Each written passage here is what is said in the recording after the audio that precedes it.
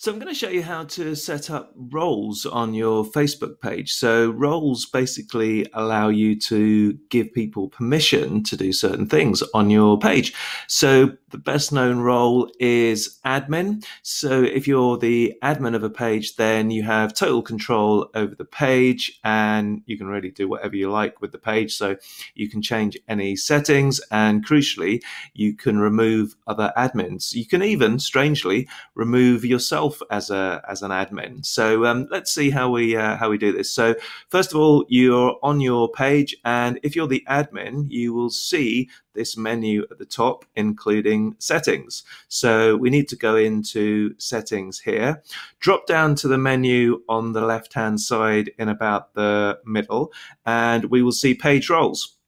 Click on page roles, and here you will see that I can assign a new page role. So important to note here that editor is the default role. So if you want to make somebody a different role, such as admin, moderator, advertiser, analyst, or jobs manager, you'll need to select that particular option.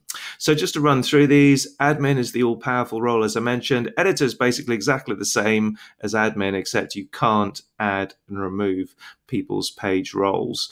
Moderator is all around content. So basically you can reply to posts, but you can't actually create your own posts.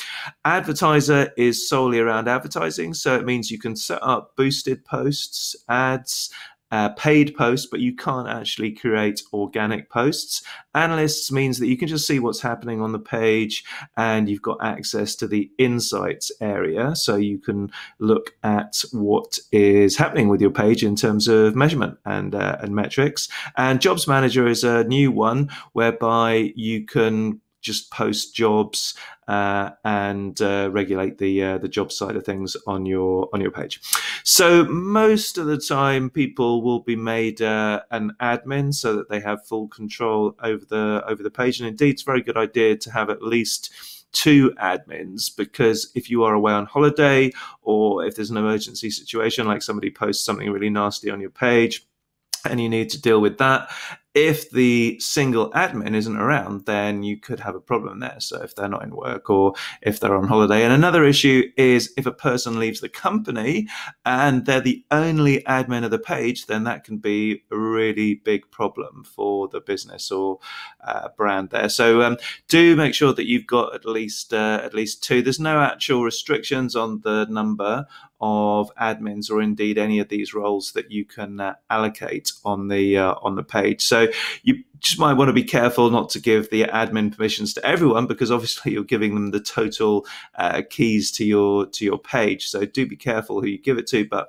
make sure that you have at least two, maybe three admins on the page. So what you do then is you type in either somebody's email address, or if you start typing here, you will see a list of names come up, and you can select their name if you know their exact name on Facebook from this list. And it kind of helps sometimes if you can't find them via email or on this list if they're friends with you. So a sort of workaround is to become friends, even if it's just temporarily.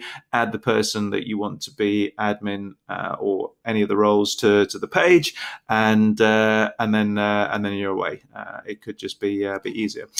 Page owner here. So this is to do with Facebook Business Manager, which I'll talk about another time. But in short, Facebook Business Manager is really useful if you're managing multiple pages or multiple ad accounts or both. So very useful for social media managers, for example. And then underneath, we've got a list of existing page roles. So you can see that I have two admins on my page. I have myself and I have Rich Mehta, who does a lot of technical work with me, and that's pretty much it. So hope you found that useful.